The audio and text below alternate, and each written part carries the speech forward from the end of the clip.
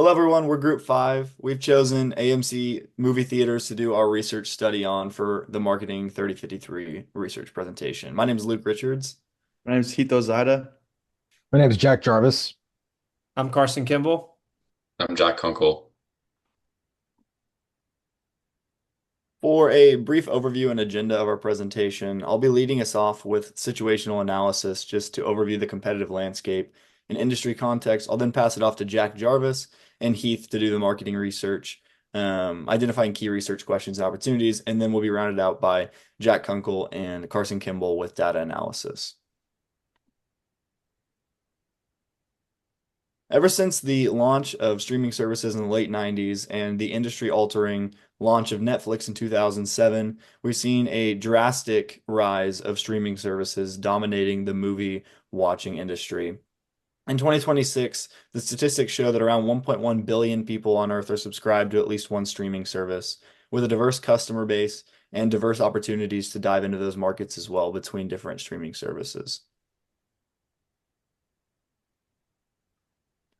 With the data we collected, we were able to see that only 3 of the almost 70 people that answered our survey are not subscribed to streaming services. The big names like HBO Max, Amazon Prime, Disney Plus, Hulu, and Netflix show strikingly large results in the market share of streaming service frequency. But this shows that theaters need to act now in order to save what is becoming clearly dominated by the streaming inconvenience of those services. The marketing problem follows very similar to what we just talked about. AMC has experienced lower attendance with the rise of online streaming services, which offers lower prices and greater convenience. The question is, how can AMC enhance and communicate its customer experience to combat the convenience of at-home streaming? I'll now pass off to Heath to start on marketing research. So for our 4 research questions, our first is what aspects of the AMC theater experience makes consumers go to the theater over at-home streaming? The second is how much are AMC consumers willing to pay for different premium services like bigger screens and seating comfort? How does ticket price affect movie attendance? And finally, in which aspects does AMC theater perform above or below its peers? And for hypotheses, our first for ticket pricing is that higher ticket prices will decrease customer frequency. We think the strength of AMC Theater is a better movie watching experience than at-home streaming. For movie selection, we think the perceived movie selection of AMC has a direct relation towards customer satisfaction. And then for streaming services versus AMC Theater, we believe the perception of movie selection between the two differs significantly. And for premium accommodations, we believe that they will positively affect consumer satisfaction.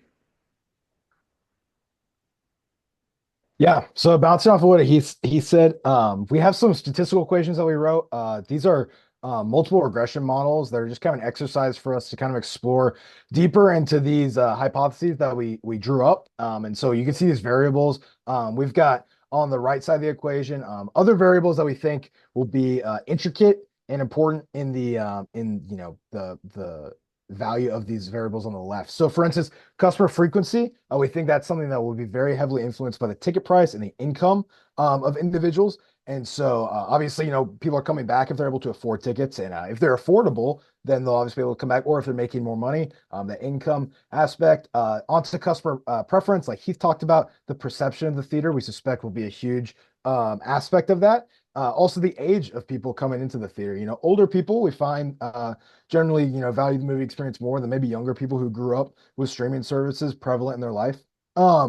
Third, that customer satisfaction piece that we talked about, we suspect in this multiple regression model, we're projecting that the premium accommodations combined with that movie selection will have a large effect on that customer satisfaction. We talked about the accommodations, the clean bathrooms, clean facilities, the food, along with the selection of movies that people are able to get in the theater. We think that will have a huge effect on the customer satisfaction. Then finally, that repeat customer rate, which is huge.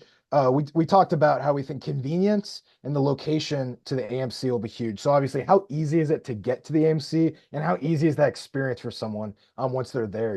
Being at home, being on a streaming service is a really easy and seamless platform, and so being convenient and easy to access is going to be something that's huge. At least we suspect at this point in the process to that repeat customer rate. So moving on to more of a data collection aspect of the presentation, we were able to get a pretty comprehensive Qualtrics survey running and out to different people in our circles and beyond. And so we try to target a diverse audience and try to get a couple different segments to just gather comprehensive data. So we did not want just a singular representation of people, even though we know it's hard. We tried to get a robust analysis of consumer behavior through this outreach program. And so the survey's focused on collecting data on variables we talked about, those dependent variables, sorry, excuse me, that we talked about in the last slide. So ticket prices, theater perception, convenience, premium accommodations, all things that we suspect will have a huge influence on our hypotheses. And the variables we talked about in the last slide, we built this survey to kind of collect data looking at those variables. So moving on to this next slide. This is kind of just a rough breakdown of the survey and what we got. These are just some quick hitters, nothing too in depth. We'll go into that later in the presentation, but just off the bat, 67 respondents fill out the survey. So we're really happy with that number. That's, pretty high for a group of just 5 dudes sending it out, especially college age people. And so we felt like this was an adequate number of respondents. And something we were really excited about was this lowest respondents rate number, which is 81%, which means for the most part, people were filling this survey out all the way through. Which we're really happy about. I think we think that means we created an engaging survey, one that people thought was easy to fill out and also interesting to fill out. Looking forward, over 45%, so about half of the respondents were college age students, which is to be expected with a group of college guys, collecting data, sending it to their friends, and then 25%, so a quarter, completed college, so we're out of college, and 46%, so half of the respondents had an average household income of over 100,000. So we thought this was pretty interesting. This was probably one of the more unsuspected data points that we got out of our demographics of the survey. So we wanted to highlight it really quickly in this slide. It's something that we definitely took into account later on. We don't think it affected the survey too much, but it just was interesting, and we thought it's beneficial to the viewer to know. And then finally, of 50 respondents that stated their age, 43 of them were under 25 years old. So obviously not everyone say their age. You were not required to for the survey. There's an NA option, but of the 50 respondents that did, 43, so an overwhelming majority were under 25 years old. Oh, in this slide, we kind of go into our Qualtrics survey questions and how we use them to evaluate the theater experience. And customers are asked to rank which amenities that need the most improvement, and then rate their overall satisfaction on a scale of 0 to 10, and on also things like evaluating specific areas like the lobby, theater room, and seating. We also included comparison questions where they rated AMC theaters against competitors on pricing, movie selection, and other things similar to that. This approach allowed us to gather detailed feedback and different data pieces that were important to give a complete understanding of the customer experience and then highlighting areas of improvement.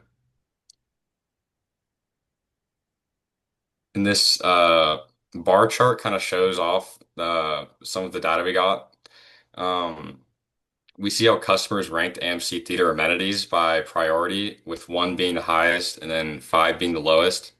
So you can see that the seats are a top priority, and then followed by food and drink, and then lobby and hallway experience.